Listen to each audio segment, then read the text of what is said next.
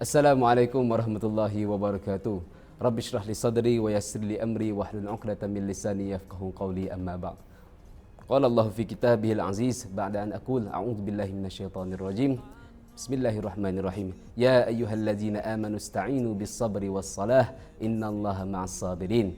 Surah Al-Baqarah ayat 153. Ketika Allah Subhanahu wa taala memutuskan untuk menukar arah kiblat daripada Jerusalem ke Kaabah di Makkah, orang-orang Islam telah menerima pelbagai soalan berupa hinaan, khususnya daripada orang-orang Yahudi. Salah satunya telah disebut di dalam Al-Quran bila mereka berkata, "Ma wallahu ma'an qiblatihim allati kanu 'alaiha." Maksudnya, apa yang menyebabkan mereka ni berpaling daripada arah kiblat yang lama? Seolah-olah mereka berkata kepada orang-orang Muslim, "Kamu ni salah alamat ke? Dulu kamu menghadap sini, sekarang kamu menghadap sana." Sebab sebelum berlakunya pertukaran ini, orang-orang Islam menghadap kiblat yang sama seperti mereka. Ada juga di kalangan orang-orang Yahudi ni cuba untuk menghasut orang-orang Islam yang baru, yang masih berjinak-jinak dengan agama Islam. Ada juga di kalangan sahabat yang baru masuk Islam yang dulunya mereka adalah orang Yahudi. Dia kata apa? Habis dah kau. Sia-sia je amalan kau. Iman kau tak diterima. Segala titik peluh kau berkhidmat untuk Allah tu dah tak dikira. Sekarang ni kau kena mula daripada kosong. Sehinggalah Allah bagi respon, wa ma kana Allahu liyudhi'a imanakum. Allah tidak akan mensia-siakan iman kau. Sampai begitu sekali Allah respon, sebab dia orang ni betul-betul dah tertekan dengan kata-kata mereka. Dan pelbagai lagi hinaan dan cacian diterima. Dan ini menyebabkan mentaliti dan hati orang-orang Islam ketika itu goyang. Ditambah lagi yang pertukaran kiblat ini menjadi petunjuk yang jelas. Secara tidak langsung orang-orang Islam akan kembali ke Mekah.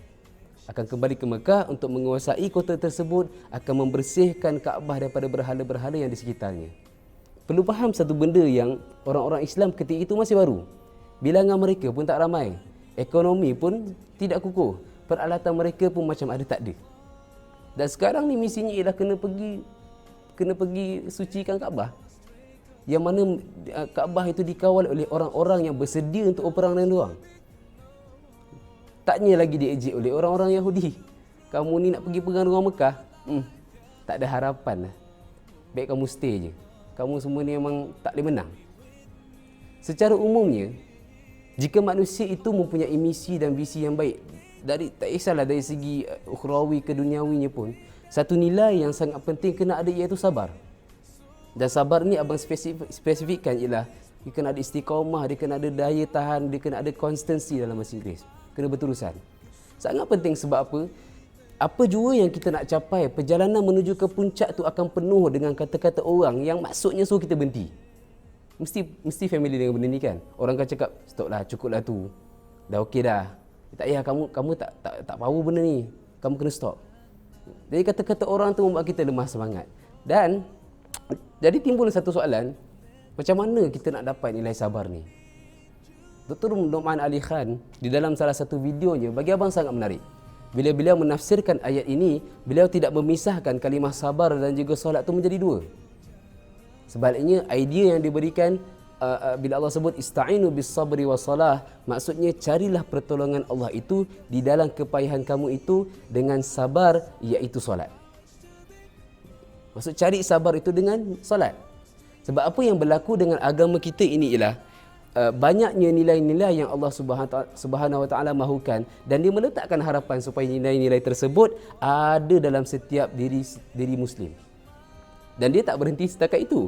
Dia akan memberikan petunjuk, dia akan memberikan cara, dia akan tunjukkan praktikal bagaimana nak capai nilai tersebut. Contohnya nilai yang kita biasa dengar masa solat Jumaat.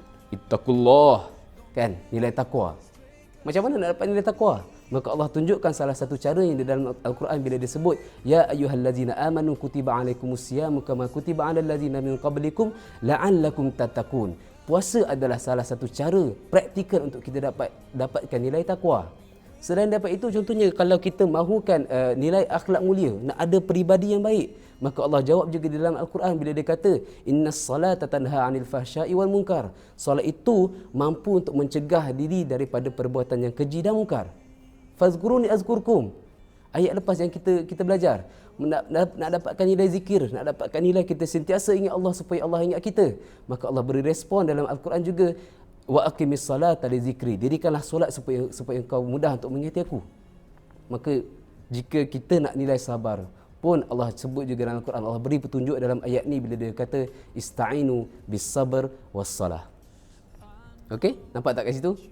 Sebab apabila seorang Muslim betul-betul solat, khusyuk di dalam solat, kebergantungannya sudah berfokus hanyalah kepada Allah Subhanahu Wa Taala. Tak ada benda lain. Dia senang, dia susah, dia suka, dia duka, dia akan kembali kepada Allah. Kerana solat itu adalah satu simbol yang sangat jelas penyerahan diri secara menyeluruh dengan meyakini yang Allah adalah sebaik-baik perancang untuk dia dan dia maha mengetahui apa yang terbaik untuk dirinya. Maka hasilnya apa? Maka hasilnya semua kata-kata cacian dan makian orang tidak menjadi penting. Dia tidak kisah apa orang nak kata pasal misi dan visi dia. Yang penting Allah suka, yang penting Allah redha, yang penting Allah gembira. Bagi dia itu je. Dia terus buat apa yang dia buat. Okay? Dan praktikal solat inilah jawapan Allah Subhanahu Wa Taala kepada para sahabat yang tertekan dengan makian dan cacian orang-orang Yahudi sekitar mereka, dan ianya menjadi bekalan utama, satu-satunya bekalan utama daripada awal sehinggalah ke akhirnya untuk mereka melaksanakan segala urusan dan juga perintah Allah Subhanahu Wa Taala. Dan lihat apa yang berlaku. Kaabah berjaya disucikan, orang Yahudi berjaya didiamkan. Itulah sedikit sebanyak yang kita belajar daripada ayat ini. Segala yang baik datang daripada Allah Subhanahu Wa Taala, yang kurang daripada abang. Kita jumpa lagi untuk video yang seterusnya. Assalamualaikum warahmatullahi wabarakatuh.